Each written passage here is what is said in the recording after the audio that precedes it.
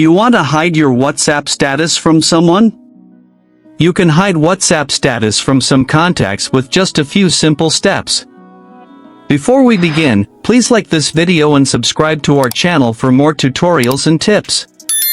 I've also included some helpful tools and apps in the description, so be sure to check them out. To hide your WhatsApp status from someone. First, open the WhatsApp application on your mobile device.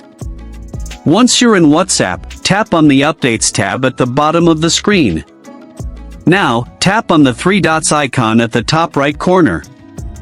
From the drop-down menu, tap on Status Privacy. A new screen will appear with three different options. My Contacts Accept, and Only Share With. To hide your status from someone, tap on Excluded next to My Contacts Accept. Now, from the list, select the contact you want to hide your status from. Once selected, tap on the tick icon at the bottom right corner.